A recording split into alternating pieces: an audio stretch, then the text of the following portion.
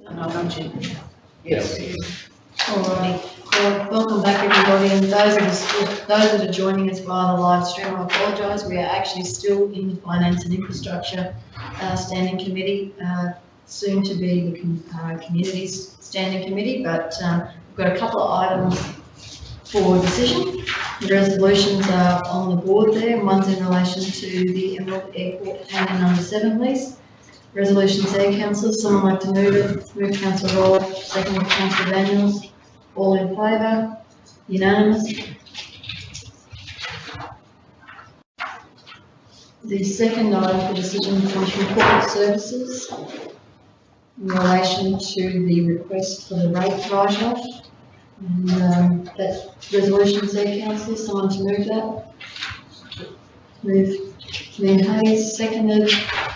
Councillor Brinkholm, all in favour? Unanimous. Thanks very much, everybody. I will now declare the meeting closed at 10:20. My apologies, Councillor Brinkholm, for chewing into community's valuable time.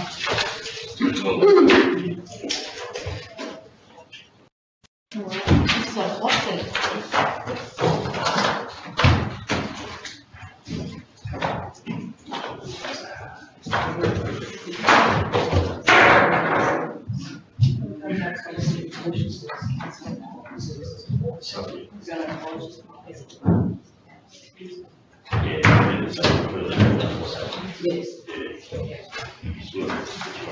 Sorry, Susan.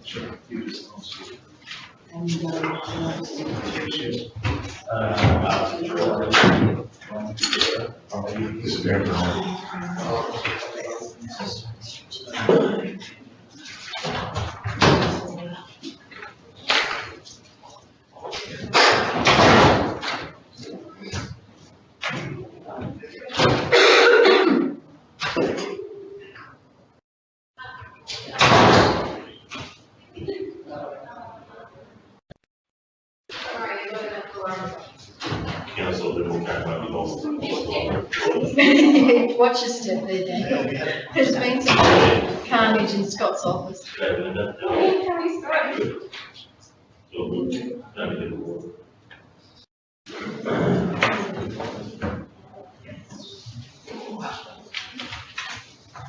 a live stream. Good.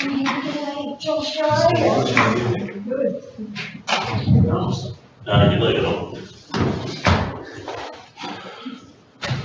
So just so you're aware, the live streaming is active at the moment. Because we're about to start, so Councillor can't return.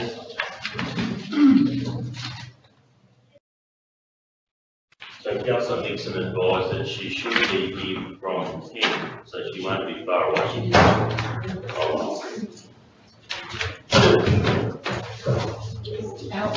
Oh, just cheeky bill on a Tuesday? Yeah, live stream, just so you know. What's it down? We are live streaming, just so you know. Oh, good morning. Tuesday. I know, don't worry, mine was as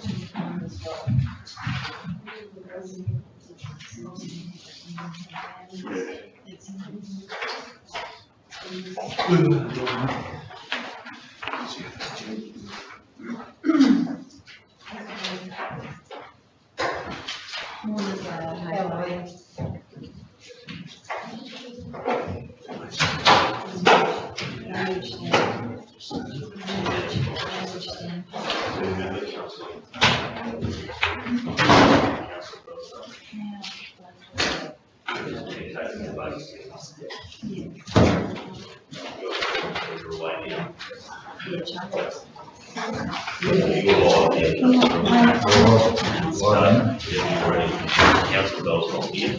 Councillor Bell's.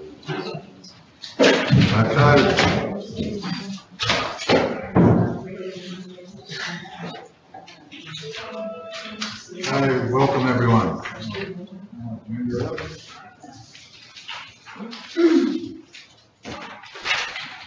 Okay, so present, apologies, Councillor Bella's an apology. I'll give you a call. I'll let you know. And Councillor McIndoe is an observer. Thank you. That's your item too. So. Voting for it, Okay, apologies, leave of absences. I'll be a leave of absence for the 12th of September, so, It's your birthday, you can't miss it. yeah. I'll have to get the cake by myself. Oh, Charlie, how can you do that? Okay, previous minutes, confirmation of previous minutes. Moved, Councillor Goodwin-Smith, seconded, Councillor Daniels. All those in favour? Carried. Business arising out of the minutes?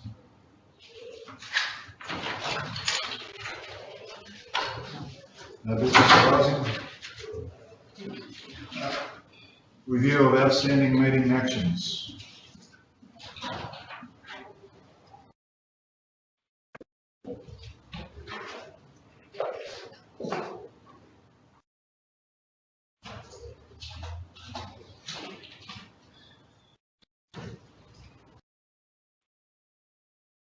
Any outstanding actions?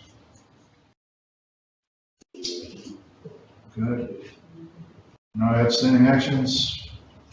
Material, personal interest, conflict of interest, personal gifts and benefits? None. Councillor Bell is an apology. Thank you. You need a resolution. I'll have to move Councillor Bell's apology. I'll second it.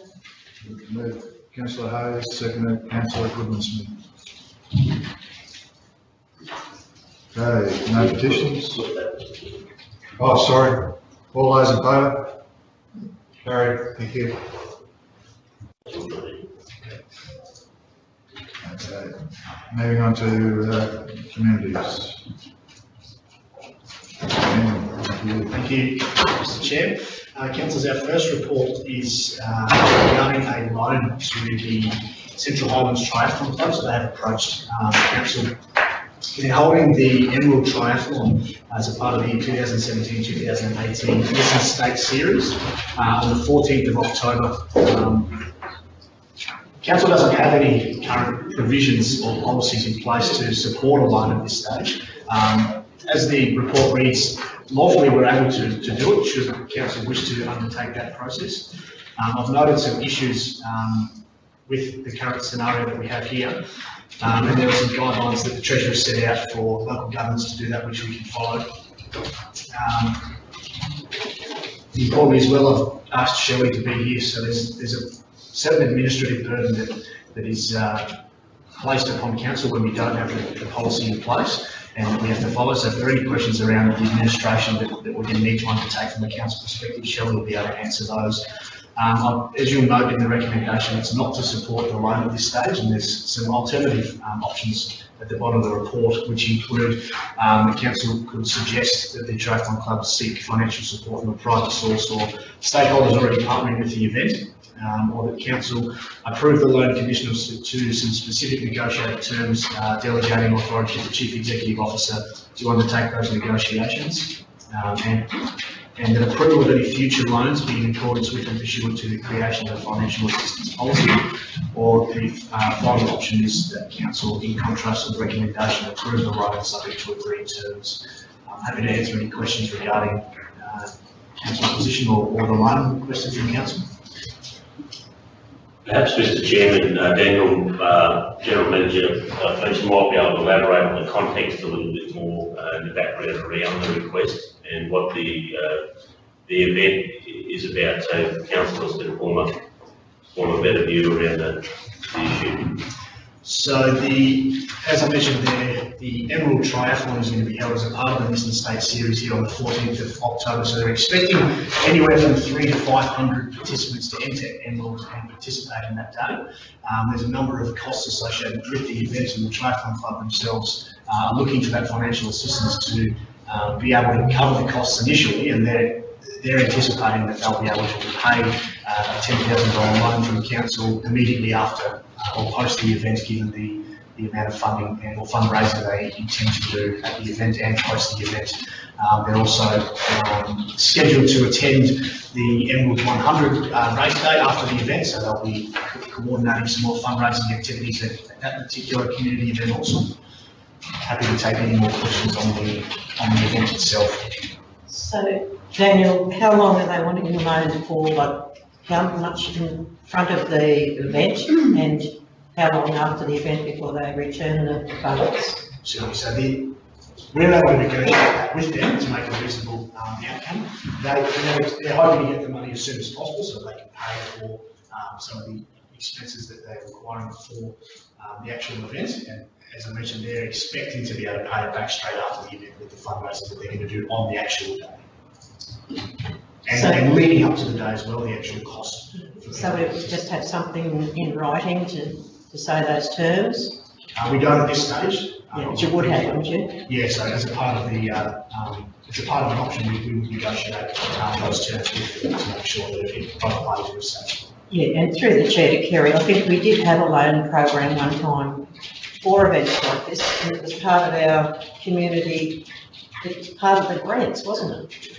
Yeah, look, Councillor, through the chair, certainly in respect of this, I mean, you know, there are obviously a lot of flexibility around how we actually provide support to events, and in view of, I suppose, just not having a clear and having a clear policy in respect of, you know, these sorts of opportunities. I think we should be trying to encourage it. There should be negotiation around it, and I think it's just around those words, you know, just getting that reasonableness and the responsibility around it. If that can be worded. You know, we supply in-kind support to a lot of community events.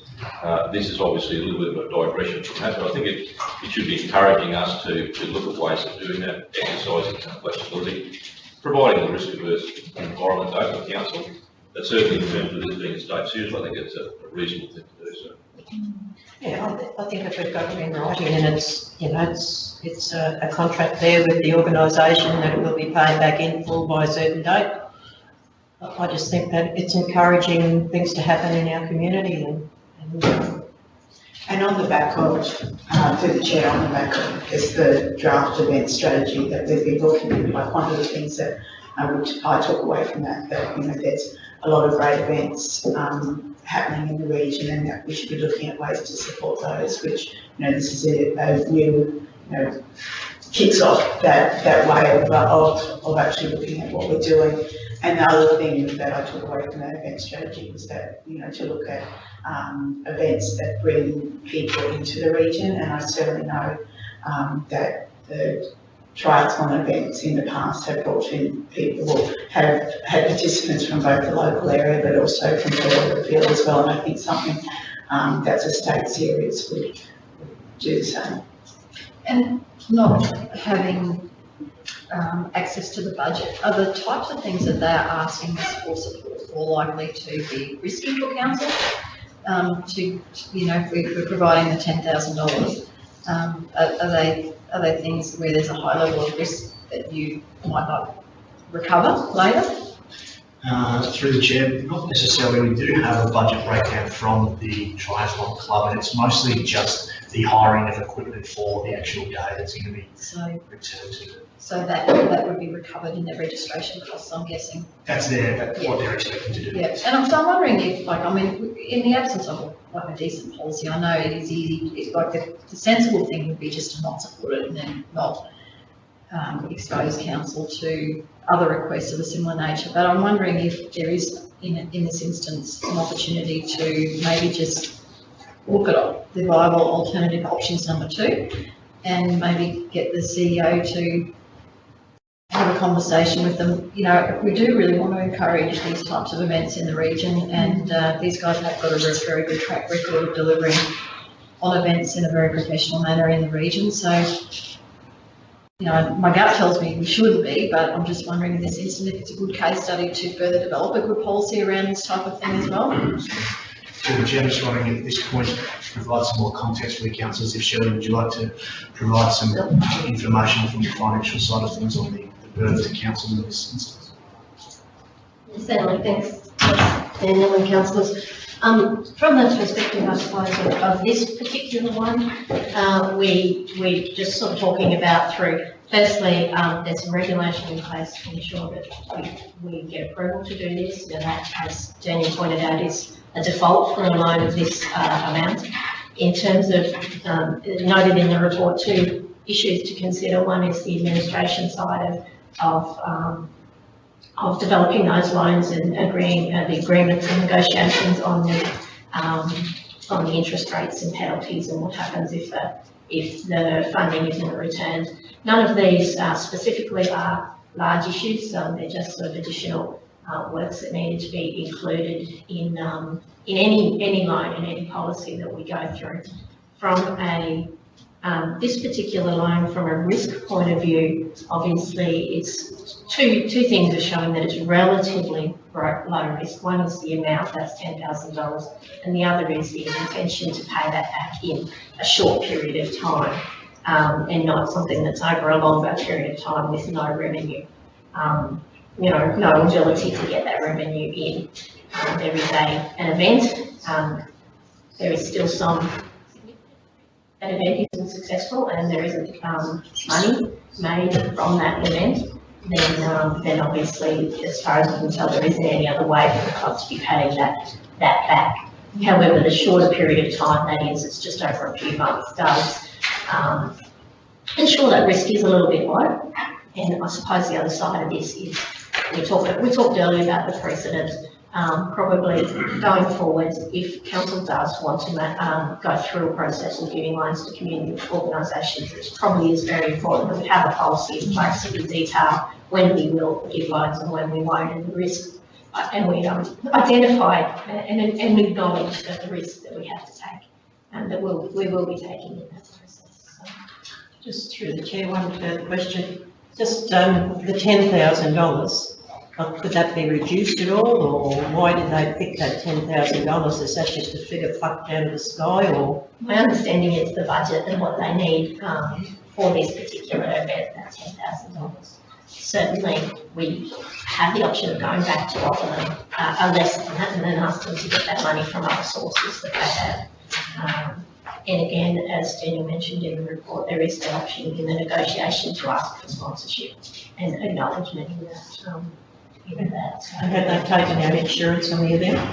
Not that I will have to have a look at that. That will probably be a process. I'm not aware of that, what insurances they have. Through the chair, at this point, we understand that the event's going to cost the Central Highlands Triathlon Club around $35,000, so they have a fair amount of their own money that they're investing in this, and this $10,000 is to top that up to make sure that the event can be as successful as possible.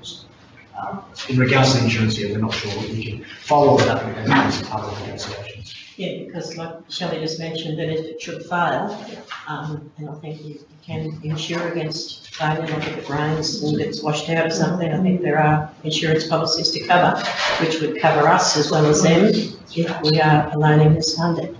And I mean, it is a loan, it's not a gift. And I think that we could get some kind of contract set out and probably needs something there in the future as well. But like if anyone else does the same thing for like a state level function, or I think we need to have some criteria that it's just not a local thing that we sponsor mainly anyway. It's have to be a state level or something. I think we can get some guidelines in place that really, looks after our community a little bit better, and it is a loan. I mean, if we want to put an interest rate on it, well, that's up to us, depending on the length of time, I guess. When would they be looking for to be in receipt of the $10,000? Like, As soon as so I was just thinking, the community grants round is open now. I think it's open very soon, but applicants aren't advised of outcomes until September, which is maybe just a little bit too late. through the chair, I have discussed. From a timing perspective, it doesn't suit quite. So, what I was going to suggest is would it be worth just holding this over, and then I don't know how quickly you'd be able to develop a policy, and assess it again once we have the policy in place, or does that not suit their timing? through the chair, without fully speaking on behalf of the finance team, I think from a timeframe perspective, we wouldn't be able to turn a full comprehensive policy around it. Okay. If I can, through the chair, support the general manager's comments there, and also just provide some confidence to the committee. I'll be more than happy to implement option 2, and I think that'd be a good test for us, because the types of things we would want to put in place in an agreement will help centralise our thinking around the contents of the policy, should we wish to provide support to other organisations in the future. So I think it'd be a good real test to get it right. So I'm certainly supportive of implementing option 2 if that's the decision of the committee. Okay. Shirley is. I'm happy to move that if you like. I'm happy to move option 2. I'll second it. Okay. I think it Move councillor Hayes, Yes, second councillor. councillor Goodman-Smith. Okay, all those in favour? Carry unanimous. Okay, so As long as our systems with the line doesn't require any of us to actually participate in the trial. So long as we don't have to be in it. I'm happy to be a spectator. okay, moving on to Stockridge, please. Through you, Mr. Chair. Thank you, Shelley. I'll just ask Kirsten and Jamie Lee to come up. So, councillors, this report is an update on our stock routes and the stock route network management bill that is before state parliaments. Throughout the report, we identify some of the implications for our stock routes in the region. And as you can see from a particular graph, the extra or the excess amount of responsibility that local governments, in particular our region, would be under if that bill was to be passed, would be quite substantial. Some considerations around resourcing in our current ability to manage the length of stock routes and the other assets on the stock routes. Some things to bear in mind here, but I'll throw it over to Kirsten and Jamie Lee to provide some of the detail around the report. Thank you, through the chair. So the stock route network management bill 2016 was introduced to Parliament in the 3rd of November 2016. So as Daniel discussed, it does increase, I guess, the obligations from council in terms of the stock route management. So at present, council is responsible for 70 kilometres of primary stock route and 287 kilometres of secondary stock routes and 15 water facilities, which are deemed to be in good condition at the moment. With the new two-tier classification proposed by the bill for the stock routes, it would increase our primary stock routes to 357 kilometres and 2,653 for the secondary stock routes, and then also increase the water facilities to 47, with 32 of these being deemed in poor to fair condition. So just in terms of the update with the stock route network audit, the Ranger Services team are conducting an audit on those facilities and stock route network within quarter 1 and quarter 2, with an audit report to be presented later on this year. So the last audit which was undertaken was in 2009. So our data needs some serious cleansing and for I guess the maintenance of those facilities and our network to be considered. So as Daniel discussed, the impact to council in terms of resourcing, the network does increase in terms of the distance that we would be covering with the bill if it was passed in Parliament. But in terms of an update on the bill at the moment, it was expected to be debated in February this year, but the Infrastructure Planning and Natural Resources Committee found the legislation to be flawed, and so they recommended that the bill not be passed. So in terms of the bill at the moment, there's no further comments that we can provide, and there's no updates available in terms of what the current status is on that, except that the committee found. In terms of stock route funding updates, Jamie is going to provide an update to you.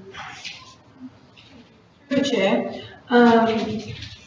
The stock route funding, all councils are allowed to make submissions for capital works funding for water facilities each year. So in 2016-17 we made several submissions and were successful for the water facilities at Valencia, Abor and Maxwell. And there was additional funding for ABOR as well, but there was issues with the bore, so that funding money was then transferred to the Gildy Reserve for fencing there. In the end, a total of $33,110 was spent, and that was reimbursed through DNRM. The same opportunity is available to council again this year. Again, it's only for water facility capital works upgrades, but we have made submissions for the Yarra Reserve to be upgraded to a solar facility. So currently, a lot of our facilities on the minor and secondary areas are dams, windmills, that type of thing. And we're slowly going through upgrading to solar facilities, which are a lot more efficient and a lot more reliable for the drovers when they come through. So we've received a preliminary confirmation that that funding should be going through. In addition to, since this report was prepared, we had an issue at Valencia where a fire went through the water facility and damaged the tanks and all the troughs. So we've received word from DNRM that we should be getting funding to replace that, and also for the Yarra Reserve, but we're waiting on the written confirmation of that, but that should be coming through soon. There's no sign that that funding is going to stop anytime soon. There was talk when the bill was discussed that there wouldn't be any more capital works funding, but that was one of the things that got reviewed, and at this stage they haven't put a cap on it and saying that it's going to end this year or anything like that.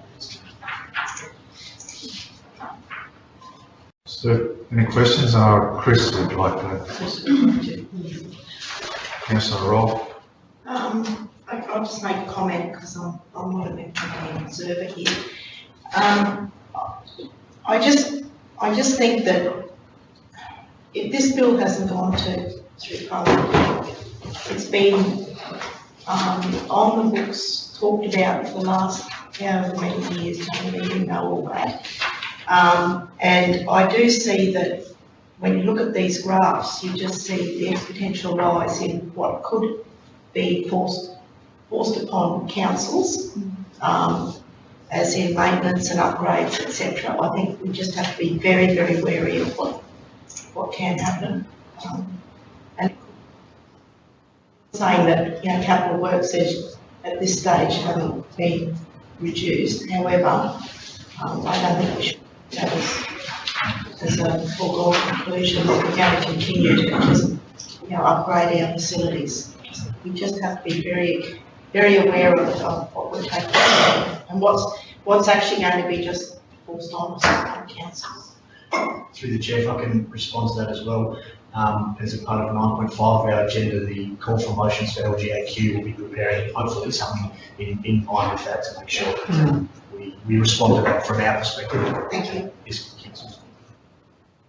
And certainly the report 2009 highlights, you know, just what money could be as facilities and understanding. I'm sure there's been improvements, like capital improvements since that report's been done, but you know, there's a lot of money you can spend on those stock routes, which, yeah, as Councillor Ross said, could potentially come back on the at some stage.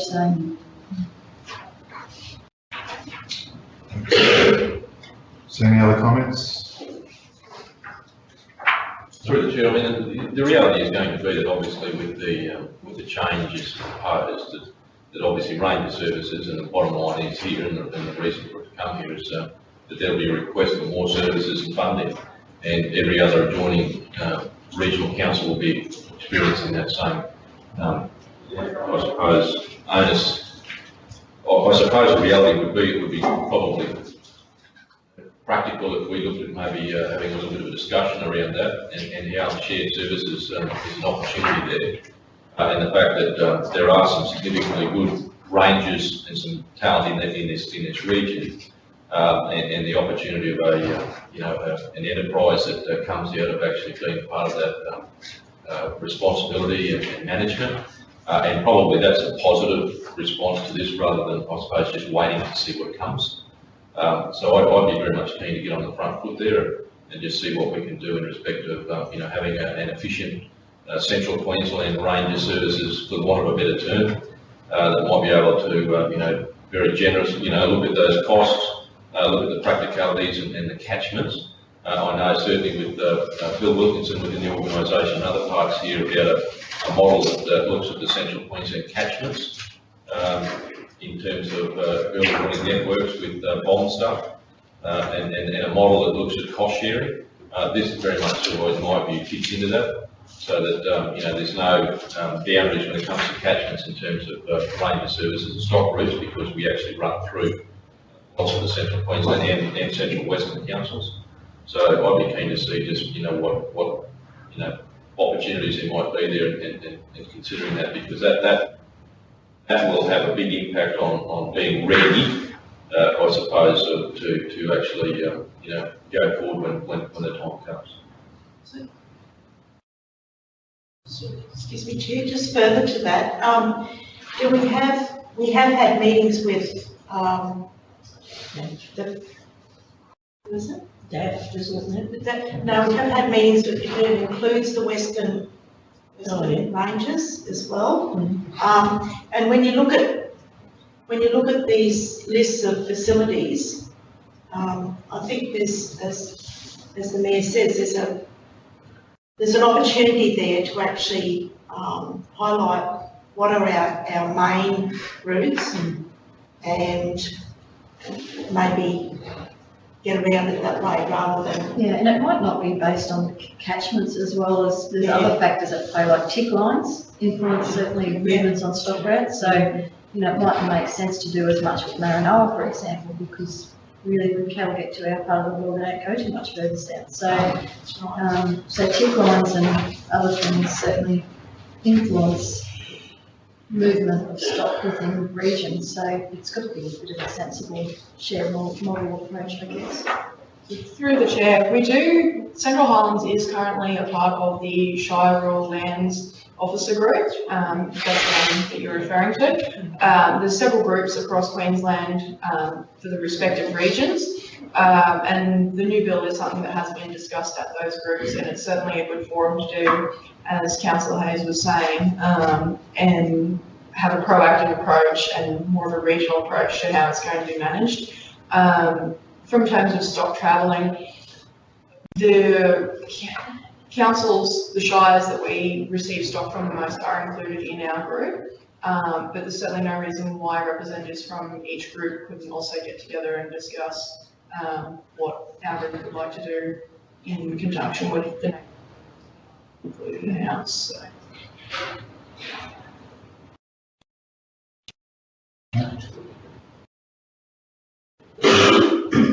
Any other comments, discussion? Okay, moving on. Moving on to community reference groups. Thank you, ladies. Thank you. Thank you to you, Mr. Chair. I invite Suzanne and Bernie up for review of this report. Just through you, Mr. Chair, just while Jamie is not leaving, I hope you're not leaving, but with your indulgence, I did have had a call from community members who wish to thank you and the Ranger Services for their response to a couple of instances last week or the week before, in a very professional manner in which it was carried out. And I suspect they are people that provide a hard mark to council performances. So to Jamie, Lee and your team, certainly kudos. Certainly that member of the public was very, very impressed with the level of professionalism and the way your Rangers acted. So appreciate that very much. Thank you. Thank you, Mr. Mayor. Always good to hear that type of news. Councillors, we thought this would be a great time to provide a little bit of an update on the Community Reference Group action planning. Some groups, as you can see from the report, have progressed significantly further than others. And I'll hand it over to Suzanne and Bernie to provide some of the details around where we're up to more broadly on the Community Reference Group. Through the chair, thank you, Daniel. Good morning. This report is brought to Council to provide an update on the progress of each of the Community Reference Group's actions plans, which complements the Central Highlands 2022 Community Plan. The action planning process has been a journey of skill building and enhancing leadership skills tailored to meet each of the unique Community Reference Group members' strengths and qualities. It became apparent that the process could not be rushed as each community is developing in alignment to their individual skills, and community characteristics, as well as considering each reference group's different starting points in time. To date, 5 communities have completed their action plannings, and of those, 4 of them are updated for their 17-18 financial year. 5 are in final draft.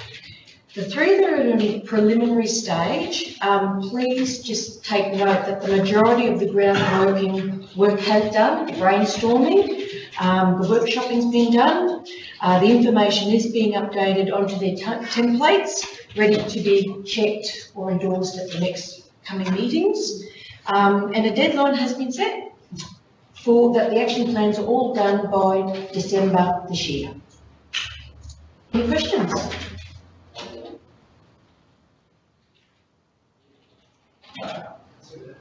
Any questions? Taking a roll. Okay. No questions? Through the chair, thank you, that's nice, I like that. That tells us that we're on track and everyone's happy. Well, I think we all have pretty good knowledge of, due to personal involvement with the group, so, know where they're all at, so. Okay. Well, we'll move on. Thank you, ladies. Nice and easy, Got all? Moving on to youth strategy. Daniel. Through you, Mr. Chair. Councillor, again, this was a timely opportunity for us to provide you all with an update on where and how the youth strategy is progressing. So as you recall, the 13th of March will be this year. Josh and Linda worked with you all here doing a bit of a workshop on the direction of council and the youth strategy more broadly, and then how we will take it into the future. So I'll provide Suzanne and Josh the opportunity to run through the report here and particular engagement opportunities available. Thank you, Daniel. Through the chair, this report is brought to council to provide an update on the progress made towards the youth strategy. As Daniel mentioned earlier, you all participated in the council consultation session, which was the 13th of March earlier this year, and the youth consultation strategy consultation process is well underway. Attached to the report that you have in front of you today is a table depicting the engagement activity scheduled that will be commencing ongoing until the end of September. Once that process is complete and we've gathered all the information from all of the stakeholders, the final data collection analysis will commence in September, ready for the strategy to then be drafted in October. The draft youth strategy will be presented to council in November, with a final youth strategy then to be presented to the Community Standing Committee on the 12th of December this year. Thank you. What is the CQU Indaba report? The Indaba report. Thank you, through the chair. The Indaba report was the forum the CQ University hosted last year, and they called the forum the Indaba, which is a tribal word for a gathering. So they hosted the Indaba, and they got a number of stakeholders and young people together at the university, and they brainstormed a lot of the youth need areas, particularly around education last year. Chair, is that happening again now? Is the Indaba happening? Yeah, this year. I'm not sure about the CQU's intention to run another Indaba. There is a report that has been generated and circulated for service providers to refer to. Yeah, so it was held last year, but it's got here on the milestones for 2017 that it's on. It's just. Sorry, for the chair. It's just a reference document in creating our action planning as well, allowing past engagements. The report was made available earlier this year, so it's a reference document for us. Oh yeah, so it doesn't mean it's happening, right? No. Just, Sorry, Chris, you go first. it may happen, It may be happening. I'll ask, but I'll be at a meeting next Monday with Brad Stallard, so I will ask him. He's wants to give you. Yeah. Ask him again because it was running at college, because the college students weren't involved last month. It may happen again, I'll let you know. Oh, great. Thank you. Yes, so through the chair, just through our community reference group, one of the things that we have asked for the last couple of years is that a youth officer spend just a few hours in Springshaw, say twice a week for a few hours with the kids. I mean, we have a school teacher over there at the moment who's doing a great deal of after-school hours with the youth, but we have asked that a youth officer be present, you know, for say 2 days a week for a few hours or something there. We do have the Family Christian Church do run a youth thing, and they've been involved in that, I know, with their day, their youth day. But it's just to have an ongoing connection with those kids over there. So I'm just wondering whether that can be slotted into this program, because I think it's needed. We don't have a regular youth officer visiting now. Ever since Jenny Smith's kind of gone full-time into Andy Care, she hasn't been able to participate as much as she could before. So there's a gap there, and we'd like to see something written into this program, if that's okay. So as part of your strategy formulation, when you go to the in-school engagement with the student leaders, would that be an opportunity to sort of gauge a need for those sort of things from? Absolutely, yeah. Because you really need that picked up, that need captured in the strategy, don't you? Yes, yes. Can I make a comment through the chair? Just a little bit of background. I know there's so many new faces here, but the original idea behind the last council wanting a youth strategy was recognition of a lot of good work that Josh does in the Blackwater area, and we had funding for Josh's role, similar to the Indigenous liaison role. There was funding for that role. But the council back then made the call that just because there's funding around for these positions, it shouldn't determine whether or not the positions exist. So they took a bold approach and said, regardless of funding, or if the funding dries up or it's taken away, we either want to provide these services or we don't. So they said, in the youth space, we need to work out, are we being effective in our other communities, Springshaw, Bellaremble, things like that. At the same time, around the same time, and before that time actually, we made the call to get out of the case management role that we're in. So we were receiving funding from state government to counsel troubled youth, and that was a risk that the council then didn't want to be involved in. So we got out of that role altogether and said that our relevancy should be around the types of things that Josh is doing in Blackwater. But we wanted to make a determination, how do we roll out the services across the region where they need to be? What's it look like? Josh was spread thin at the time. Should there be another 2 people employed? Josh takes on half of his role as a supervision type role and mentoring other people to provide different services, or does it look like one person? It was about trying to get answers to resources, and also for a parent or a community member to be able to walk into any office of council, get a pamphlet off the rack, read it and find out exactly what it is that this council does in the youth space. So we wanted back then to be clear about what our role is, what we want to do, and then resource it appropriately.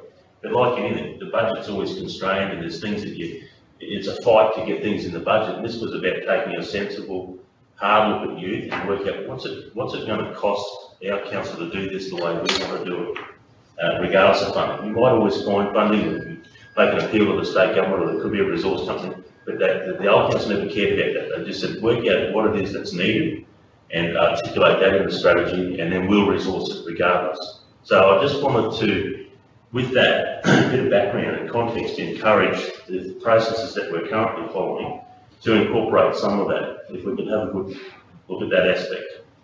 I think that's important. Absolutely. Well, through the chair, the consultation process is designed to yield all of the information and all of the requests from the community so that they can be correctly considered and then put into the strategy and the action plan, so that it does reflect what is best practice and what our community wants. And then it will come back to this forum for some kind of endorsement, and of course it will have budget implications And those decisions will be made here at a future date.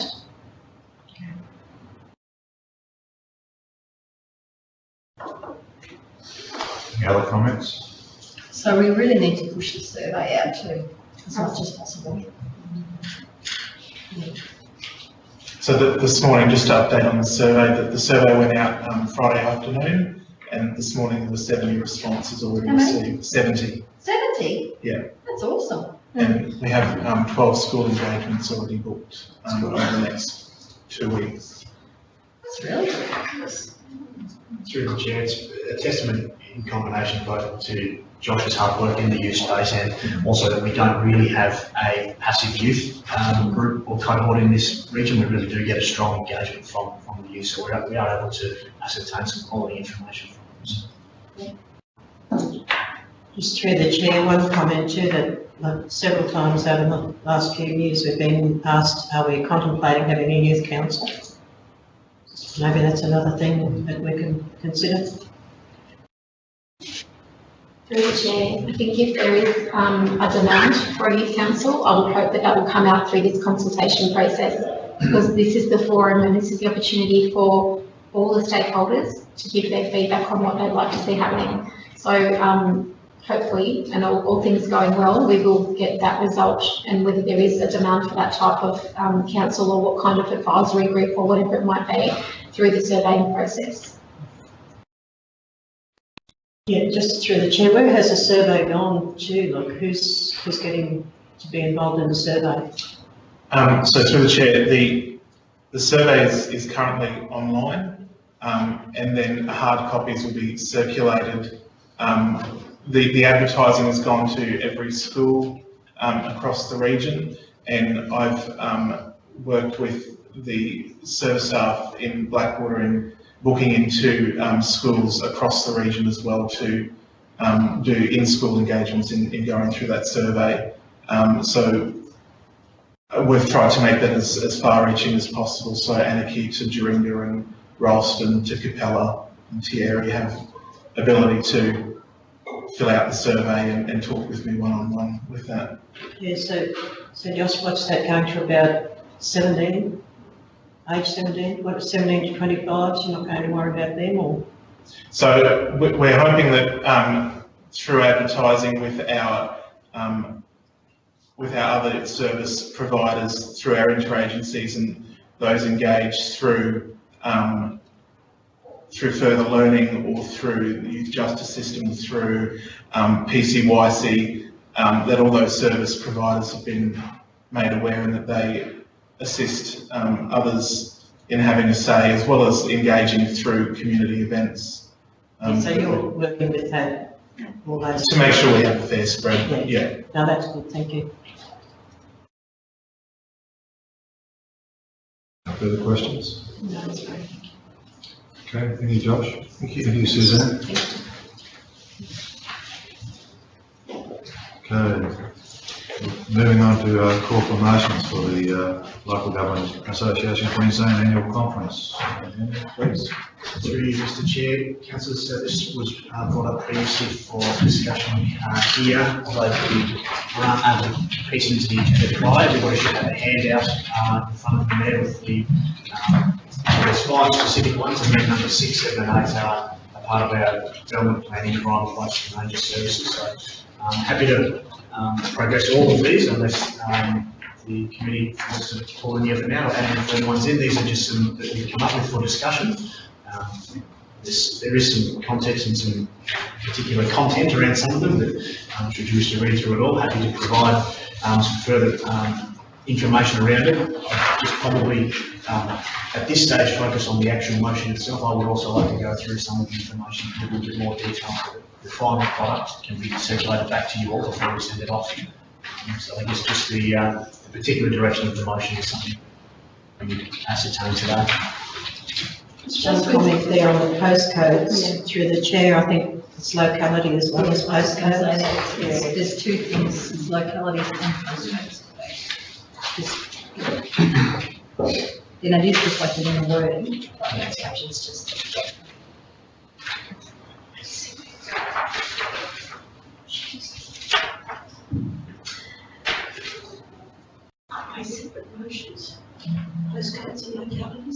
We have been grouping up.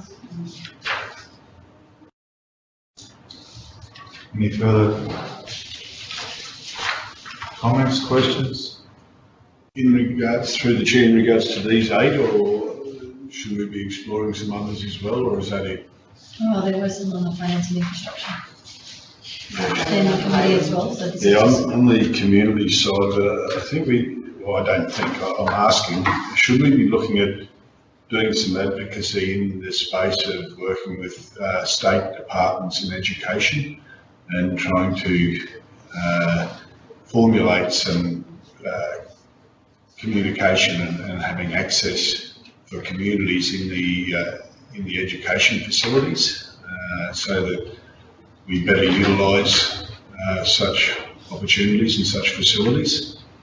I guess what I'm saying is, come 3:30, we've got a lot of infrastructure that's underutilised right throughout the state, and it's an area that is such a grey line, and I'm not sure where the LGAQ wish to take it, or if they wish to take it anywhere, but maybe if we can formalise some of that, it'd certainly take a lot of pressure off a lot of local councils if we can utilise those better in a more formal arrangement than what we currently undertake. That would seriously involve consultation with Education Queensland at a high level, because their policies and procedures really make it difficult for those spaces to be utilised by external parties, just because they have such a strict set of guidelines and, as I said, the policies. It comes down It would usually, need to change at the top, I think. there's gazillions of dollars in infrastructure that is hugely underutilised, and it comes down usually to one principle in the direction, and that can change at the change of the principle. And, I think it needs to be more formalised right across the board of how we can utilise the state's money to, for us to capitalise on for our communities. I.e., we've got a massive amount of money going into the basketball at the state high school, for example. I'm just wondering if we could work with them, whether we'd get a better result for everyone, not just the school, but all involved in the communities. I know there's infrastructure there. I'll leave the private sector out, it's probably a little bit different, but certainly the state facilities, I think we can be better utilising. Do you want to say not only state facilities, but also can you looking at your private schools as well? I don't know what space as a LG we can work there, Mr. Chair. I think that comes down to a local, whether that's a privately owned private school or a church-based private school. So I think those are a little bit different, but certainly the state infrastructure is something for everyone, and it's underutilised at this stage. Through the chair, I certainly support the direction in utilising that space much better. I would just question whether an LGAQ motion would be the best avenue to take that down at this stage. And I'm leaning on you guys. I thought this was supposed to bring it up, and Happy to support if that's the committee's direction. I query whether we could potentially have a more targeted approach for our region, and specifically target the education department as a tailored approach. I'd certainly look at an executive director level, at a regional level. Yeah, that would be based at Rockhampton, and that, as I said, really, if the ridiculous policies and procedures, well, not ridiculous, but they're there for a reason, but there's not a lot of flexibility, which makes it difficult for principals to enter into these type of arrangements with any sort of confidence. And so I think the conversation probably could happen at a regional level, at an executive director of schools level, and just explore what possibilities may exist. Is it a policy or procedure change, or something that can be pushed to enable schools to have that sort of flexibility to utilise their assets in other ways to benefit community. So through the chair, there is actually a precedent. There's now, and I regret to say it's an urban versus regional experience. There are certainly instances now in the urban space where there is actually shared arrangements with local government around certain school or sporting facilities. I think that's been discussed at schools, but I'm not sure that it's extended regionally, so I suppose it could have that flavour to it, that there's an opportunity regionally in appropriate locations and spaces where there could be an arrangement or a mechanism that we could actually enter into shared arrangements with facilities.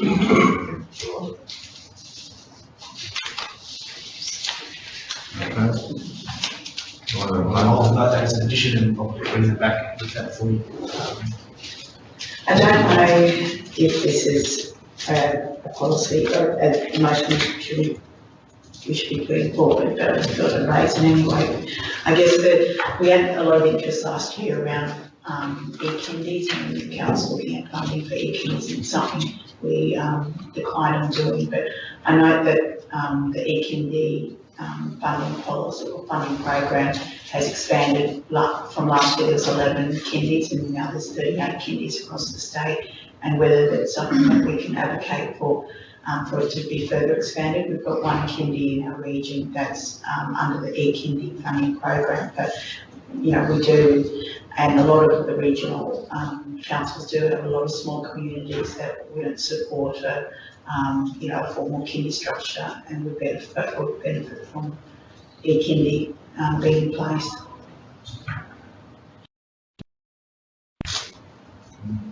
Any other possible motions?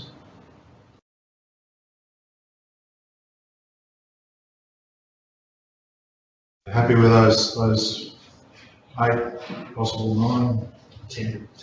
It's quite a lot. Okay. Okay, moving on to Chief Executive Officer, show dates. Yes, thanks, Mr. Chairman. It's a fairly straightforward report, committee members. We've provided every year. It does pay to just check those dates. Marty, my executive assistant, is quite adept at preparing this report, and they're the dates that have been put together to support the shows. Pellettieri, 25th of May, Springshaw, Ralston, 1st of June, Emerald Comet Gemfields, 6th of June. Comments there because we talked a little bit about comment yesterday at the strategy meeting. They'll have to make their comeback on the 23rd of September this year, and then they'll go on the annual show cycle prior to Alpha, so that'll be their timing. Blackwater Bluff Dingo Jaringa, 6th of June. So that's the recommendation. Councillor Nixon? Moved, Councillor Nixon, seconded, Councillor Goodwin-Smith. All those in favour? Carried unanimous. Thank you, Mr. Chairman. Okay, moving on to general business. Through you, Mr. Chair, I'll just note, councillors, in the agenda there's a missing department report, so that was my responsibility, which was missed. So the following month there will be an expanded department report with an excessive number of operational updates for you all.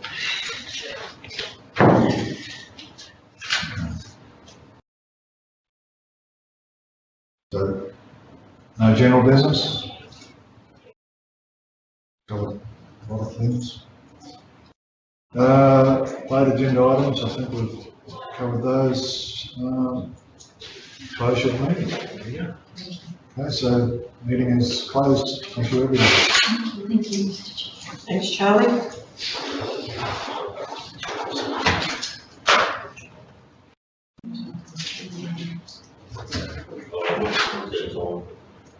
The 21st.